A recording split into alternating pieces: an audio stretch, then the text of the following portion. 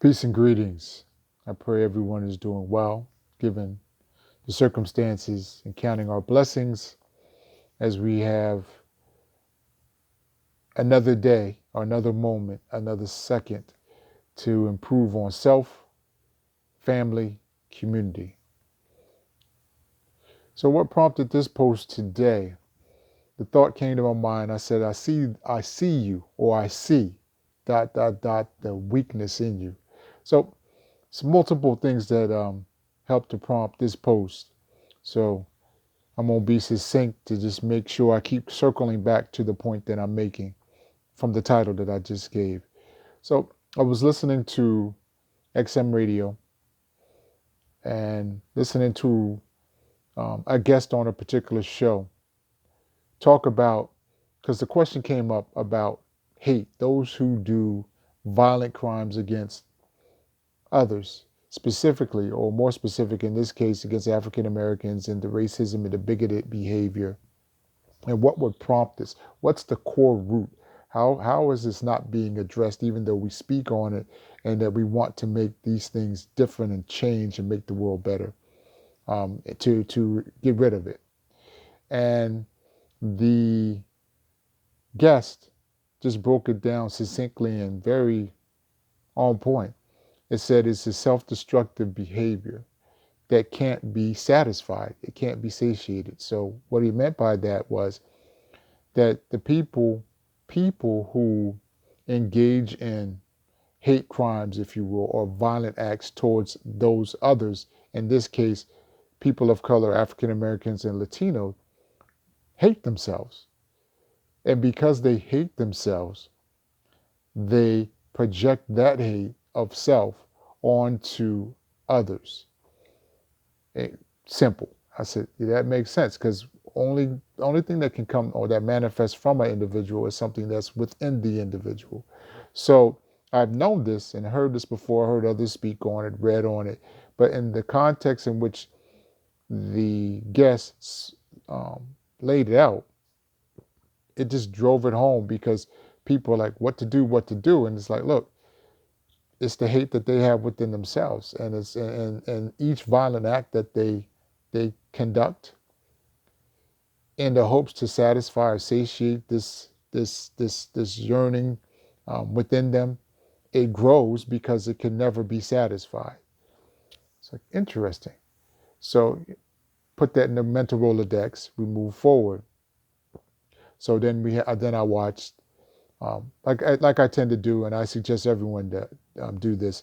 I look at different sources, different platforms, different ideologies, so I can see how people are thinking, or groups of people are thinking. So I went from watching President Trump, Mr. Trump, speak on answering questions in reference to the coronavirus, and now upwards of 200,000 people who have transitioned due to the virus.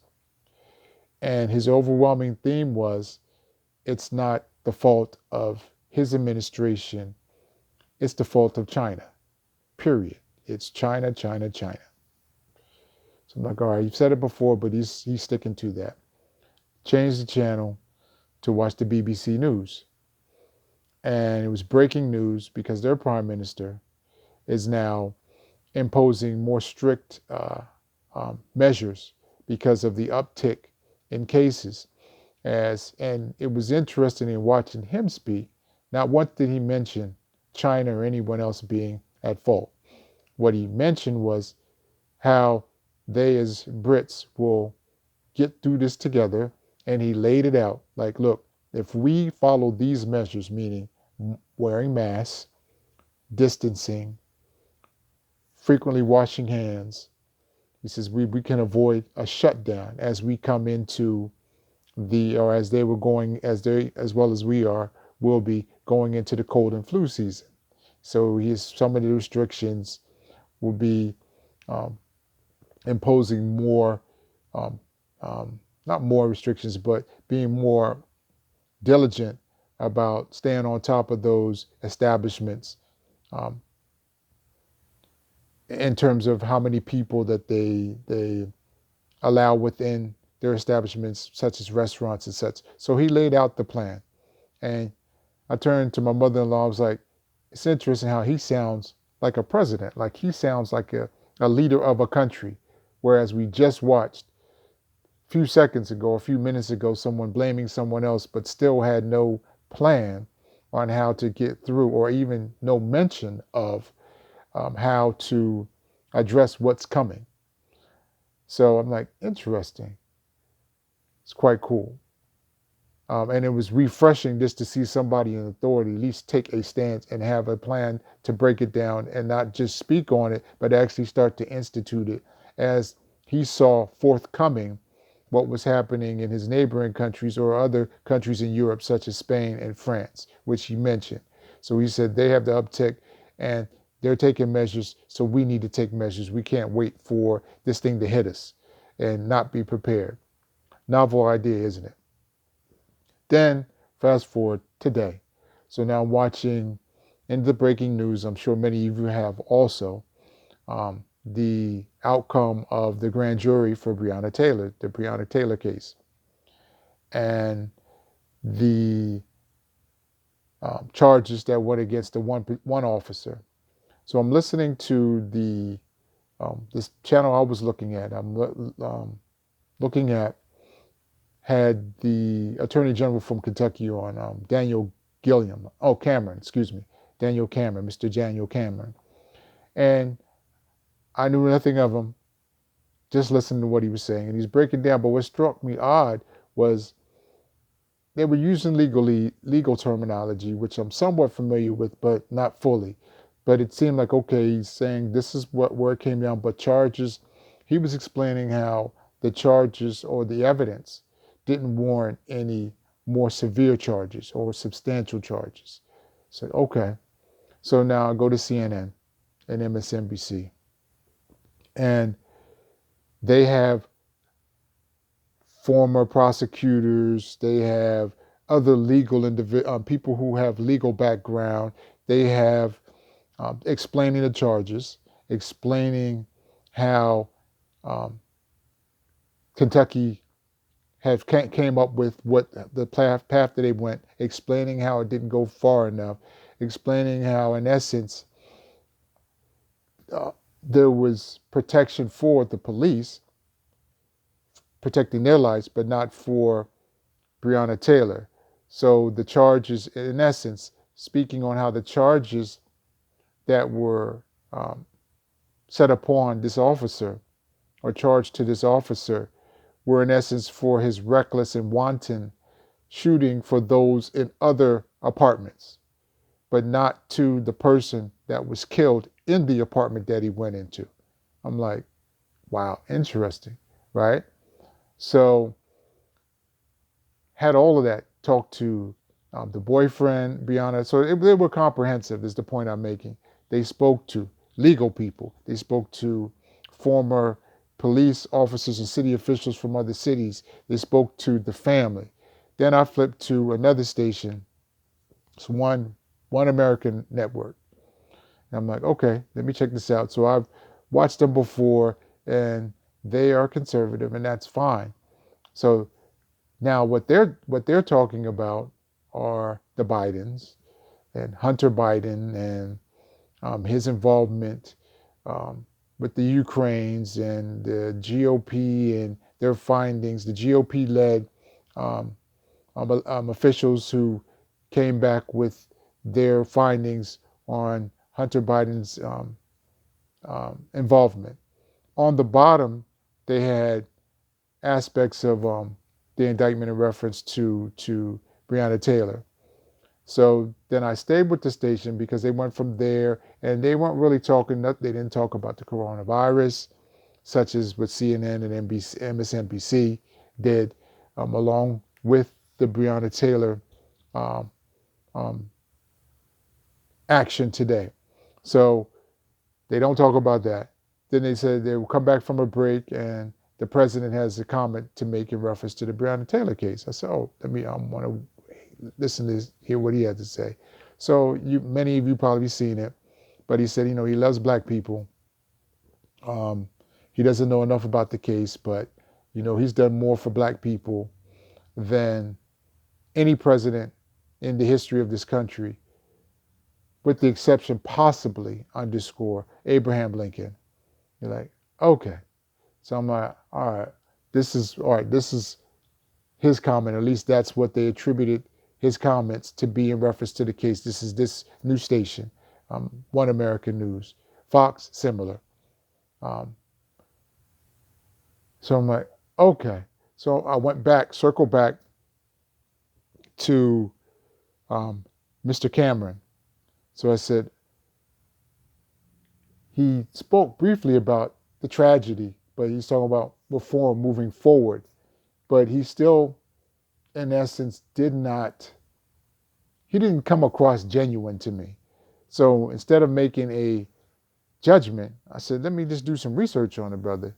Let me, I'm sure it's significant that he's the Attorney General of Kentucky, which is a southern state, which is considered, quote, a red state. Mitch McConnell's from there, Mr. McConnell. And I actually was born in Kentucky when my father was in the Army, Fort Knox, Kentucky. So I said, let me check this out. So I Googled the brother. No, I heard and one of the panelists on CNN speak on, they said, Mr. Cameron is a rising star in the Republican Party. He spoke at the RNC. So I said, hey, let me go check out his speech. So I did that prior to doing this post. And it was quite interesting because, yes, he's a Republican. He supports Donald Trump. He made that very clear. He said he's about justice. Donald Trump is about justice, and he's about justice.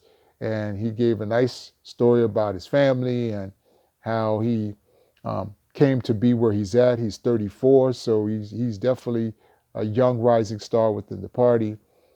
But as I'm listening to him, if I didn't know anything about him and I didn't listen to other sources just to say, okay, those who would oppose that ideology, you would listen and say, this is a good dude. This is fine. But listening to what he said as it relates to the Breonna Taylor case, it said justice, and then listening to the former prosecutors, because as they say, as many of you probably know this, that they say prosecutors, when it comes to grand juries, can bring forth information to indict a ham sandwich. So if that is the case, there's definitely enough information, enough evidence that they could at least have brought more harsh charges against not only the police officer who got indicted for wanton endangerment, but also the other police officers who, in their activity once they entered the place. So when I have on the speech side from Mr. Cameron, where he talked about justice, and he's about justice, and Trump is about justice, and the Republican Party is about justice, but the Bidens and you know the rhetoric, said what he said. I'm like, but I just heard you today talk about, well, we didn't have enough evidence to press it forward to get more, I won't say stringent, but harsher charges against these police officers. And then I went to another source, like I said, CNN and MSNBC, and the people are actually laying out the evidence from individuals, witnesses who said no, the police did not make themselves, the things countering what the police said that they did as they enacted the no-knock warrant. And I'm saying, And he says, from here forward, we're going to, still speaking to Mr. Cameron, from here forward, we're going to institute some changes. We're going to do some things. We're going to, but he didn't directly come out, at least from that speech. I don't know what he did before, because again, this was the first time I seen him today speak, not only from his speech at the RNC, but in reference to the results of the grand jury. And then it just had me do a juxtaposition in reference to, I work for the state of New Jersey, and my ultimate boss at Law and Public Safety is the Attorney General's office. And so Attorney General Grewal, when soon as the George Floyd case came out and the unrest, this is not even happening in New Jersey, but he instituted massive change and reform of policing in New Jersey in his jurisdiction, which are the state police. And not only did he speak on it and send the email out to all departments, um, employees, then you saw it implemented. And this is not even a state where there are unrest to the level that we've seen in Kenosha. We don't have the one case right off the top that's immediate history, or at least under his tenure, where you had the protests, like saying like Breonna Taylor was killed and George Floyd was killed, Ahmaud Arbery was killed, and this gentleman, bam, he did it. So I'm like, and that's in the back of my mind as Mr. Gillum, as Mr. Um, Cameron is speaking. So I'm like, interesting. And right before I came on, just read an article where someone was talking about him saying, skin folk aren't always your kinfolk, which then brings me back to the weakness in you. Like, I see you, the weakness in you. And again, I don't know him, and I don't get on, as you know, when I speak. I don't disparage people, but I want to use the symbolism. Because when I speak at times, I always use my Jewish brethren as an example. So, so I think it's appropriate now to use them as an example. All Jewish people don't agree with each other. They don't. They're humans like everyone else.